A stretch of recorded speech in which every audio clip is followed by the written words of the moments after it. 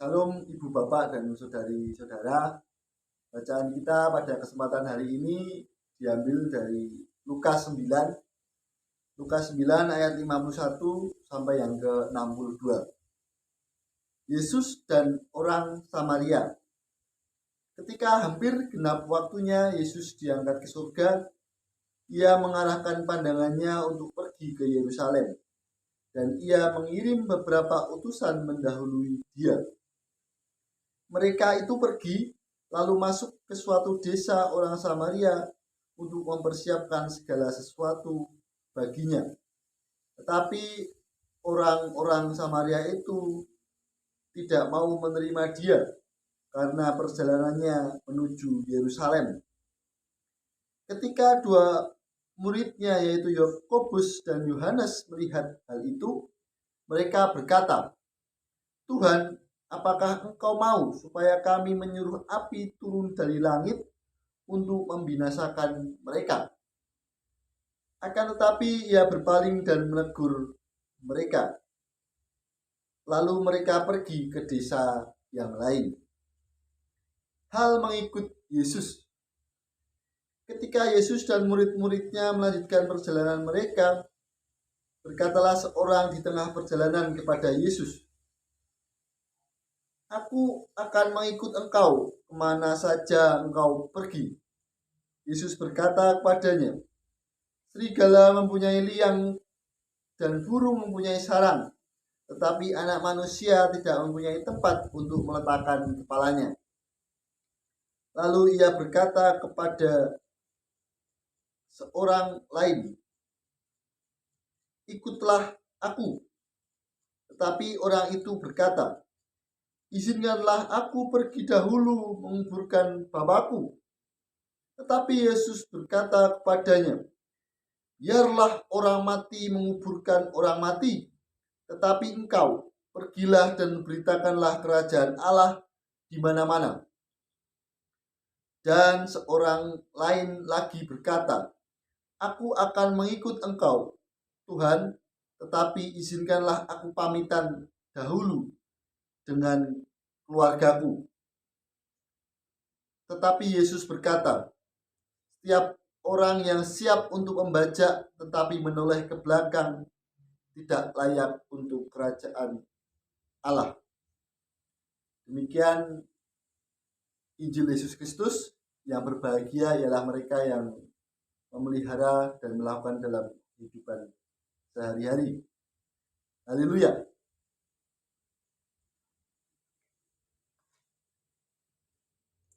Ibu bapak dan saudari-saudara, selamat pagi.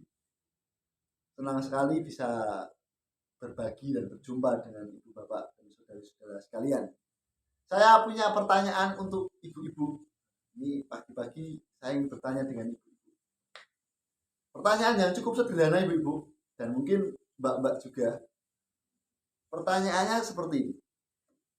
Kapan terakhir kali ibu atau mbak-mbak mendengar suami, pasangan hidup ibu-ibu berkata kepada ibu seperti ini, "Ibu, hari ini ibu cantik sekali. Saya jatuh cinta pada ibu. Saya sangat menyayangi ibu. I love you, sayang." Kapan ibu-ibu? Lalu untuk saudari-saudari yang berangkat gereja mungkin bersama ayangnya, bersama pacarnya, kapan mendengar pasangan berkata, "Sayang," atau mungkin "Ayang, kamu itu cantik sekali. Aku bersyukur bisa ke gereja bersama kamu. Aku sangat mencintaimu. I love you, sayang." Kapan saudari-saudari? Wah, kalau jarang atau mungkin malah akhir-akhir ini tidak pernah, nanti silahkan setelah ibadah atau mungkin ketika di rumah, di perjalanan, pasangannya diucapkan. Bapak-bapak nih, bapak-bapak ini, dan ibu-ibu. ungkapan sederhana itu kadang sudah menjadi kebiasaan sehingga menjadi hal yang biasa dan enggan untuk diucapkan. Padahal itu menjadi sesuatu yang penting dalam relasi. Selanjutnya masih ada nih pertanyaan untuk ibu-ibu. Pokoknya kesempatan ini saya pro dengan ibu-ibu. Pertanyaannya demikian. Kapan terakhir kali ketika suami ibu tidak pergi, ada kepentingan keluar dari rumah yang mengharuskan keluar rumah, misalnya untuk bekerja atau kepentingan rapat dan kegiatan lain, terus bilang pamit ke ibu dan ibu mendengar suami atau pasangan hidup berkata, "Ma, ibu, saya mau berangkat bekerja, ada keperluan di rumah yang perlu dicari di luar rumah. Saya mau pamit dulu. Mama sedang ingin apa? Nanti kalau saya sudah pulang, saya akan berikan apa yang menjadi keinginan Mama." Diucapkan dengan lembut. Kapan ibu mendengar suami Anda berkata demikian? Ibu bapak dan saudari-saudara, ungkapan perasaan, perlakuan terhadap pasangan menurut saya menjadi bentuk ketetapan hati dalam mencintai. Ketetapan hati akan terus dinamis seiring dengan relasi yang terjadi. Ada konsistensi rasa yang naik turun. Ada kalanya kita begitu bersemangat mengungkapkan perasaan terhadap orang yang dicintai, tapi ada kalanya kita menjadi enggan. Mungkin karena bosan, karena waktu, atau mungkin karena ada kondisi yang tidak menyenangkan. Belum lagi muncul tantangan hidup, perubahan prioritas kehidupan. Bahkan banyak alasan yang membuat ketetapan hati kita terhadap pasangan dalam mengungkapkan lewat perkataan bisa berubah. Menarik untuk memperhatikan apa yang menjadi bacaan kita tadi. Bacaan kita tadi melihat bagaimana Yesus diceritakan berjalan menuju ke Yerusalem. Bacaan kita tadi menceritakan bagaimana Yesus menjaga ketetapan hatinya untuk terus melangkah, melewati karyanya, melakukan karyanya menuju ke Yerusalem. Meskipun ditolak oleh orang Samaria. Yesus akan memasuki tahapan akhir dalam karyanya. Tahapan akhir ini tidak disebutkan sebagai peristiwa kepergian atau eksodus, tetapi tahapan peristiwa pengangkatan. Dalam bahasa aslinya anamnesis. Peristiwa pengangkatan ini menjadi rangkuman kisah perjalanan Yesus yang ada di Yerusalem dari kisah ditahan hingga pengangkatannya. Yesus melakukan perjalanan ke Yerusalem sebagai upaya menggenapi panggilannya, upaya melanjutkan karyanya dalam kehidupannya. Dalam penulisan Injil Lukas, perjalanan dilakukan oleh Yesus ini bukan berkaitan dengan gambaran geografi saja. Jadi tidak hanya soal berpindah tempat, tetapi Injil Lukas menceritakan bagaimana komitmen Yesus untuk tetap melaksanakan tugasnya. Tugas berkaitan dengan peristiwa yang menjadi karya Allah dalam kehidupan Yesus. Dalam perjalanan melakukan karyanya, Yesus harus melewati Samaria. Wilayah yang nantinya dilewati oleh Yesus bersama murid-muridnya. Ada rintangan di sana. Ada rintangan yang dijumpai oleh Yesus dan murid-muridnya. Tetapi Yesus tetap melangkah.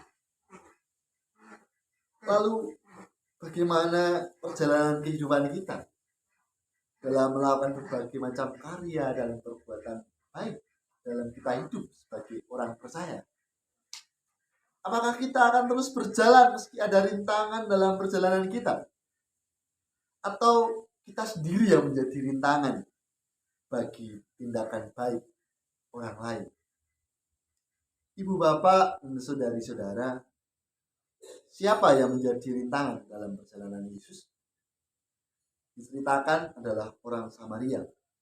Orang Samaria itu adalah orang yang berada dalam wilayah geografis di wilayah Galilea dan Yudea. Jalan itu menjadi jalan yang dilewati oleh Yesus ketika menuju ke Yerusalem.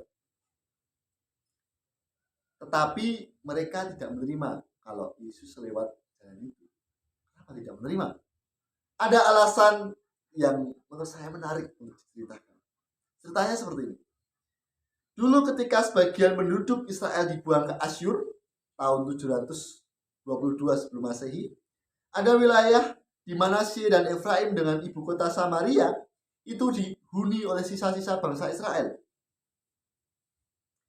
Mereka bercampur dengan bangsa lain yang dibuang ke Asyur di wilayah itu. Kalau ibu bapak dan saudari-saudara tertarik, kisahnya dapat dibaca di 2 Raja-Raja ayat 17. Selanjutnya ada 2 abad berlalu, mereka mengganggu pembangunan kembali kota Yerusalem oleh orang-orang Yahudi yang kembali dari pembangunan Babel. Mereka ini memiliki 5 Taurat dalam pandangan dan versi orang Samaria. Namun keberadaan mereka ini dipandang rendah oleh orang Yahudi. Mereka bukan bangsa pilihan. Anggapannya seperti itu. Kemudian mereka membangunnya sebuah kuil di Gunung Gerizim pada abad 3 sebelum Masehi. Kuil itu dibangun tetapi diserang dan dihancurkan oleh seorang raja dan imam dari bangsa Yahudi. Namanya Yohanes Hyrcanus.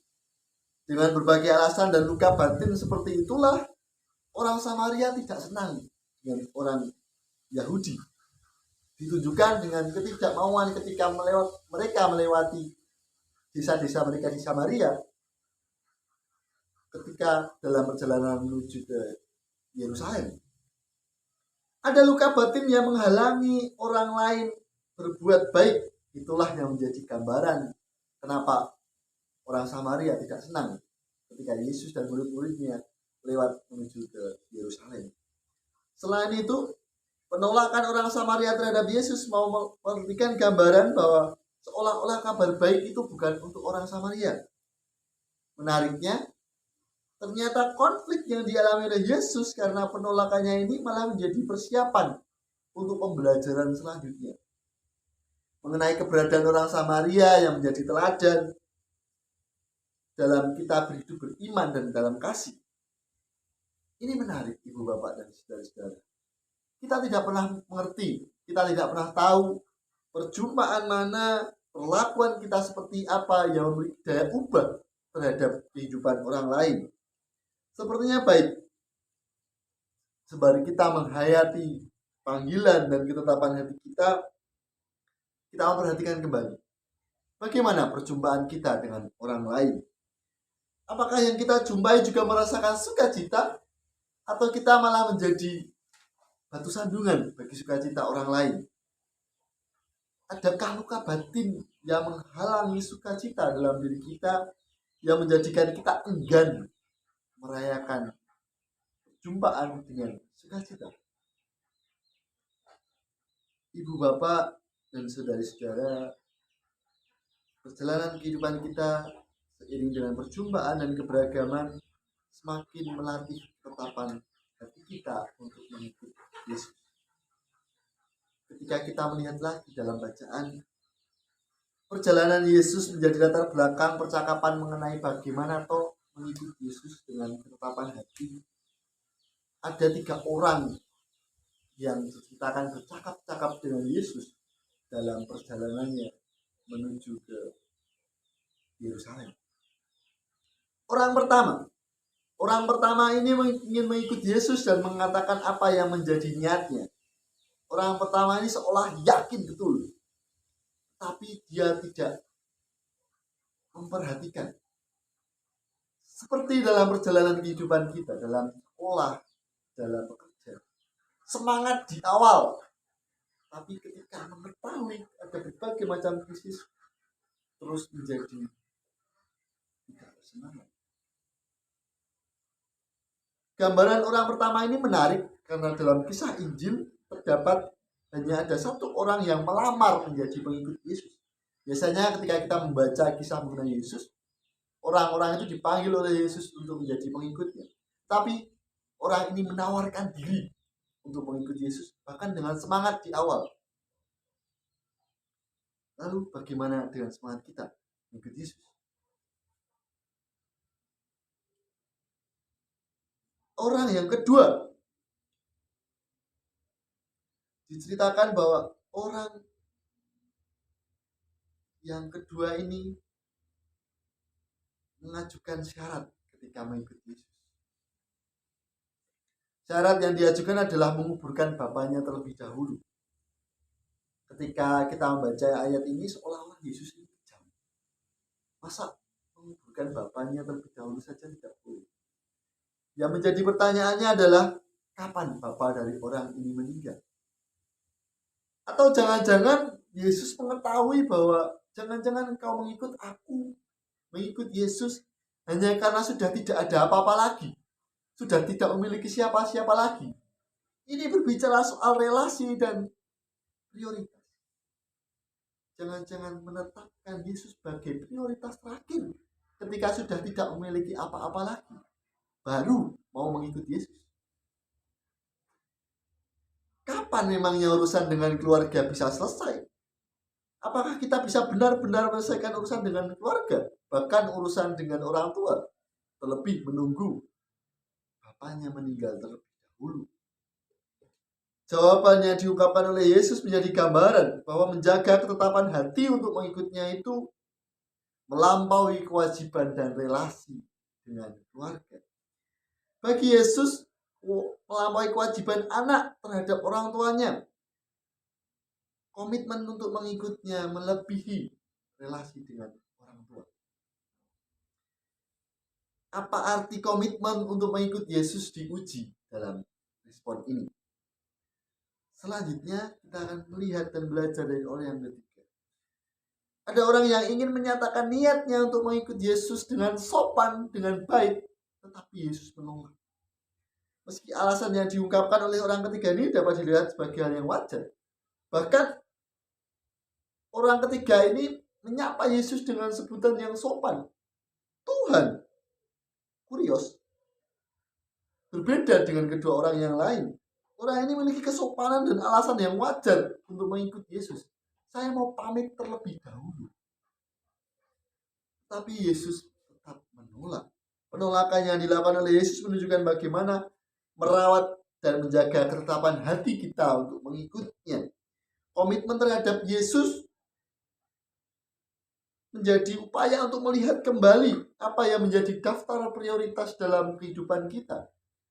Bahkan kesopanan, perlakuan yang baik tidak bisa meluluhkan hati Yesus untuk mengikutnya. Mengikut Yesus berarti berani merevisi kembali prioritas kenyamanan kita, norma-norma kesopanan kita, bahkan prioritas relasi dengan keluarga, bahkan apa yang kita lakukan dilihat kembali, direvisi kembali. Karena ketetapan hati kita lebih besar daripada legalitas, prioritas, kewajiban yang kita miliki saat ini.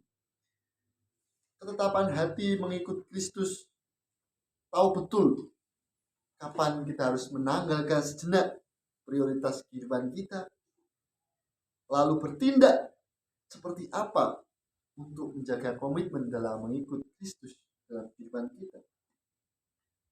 Lalu bagaimana ketetapan hati kita dalam merawat prioritas sebagai pengikut Kristus?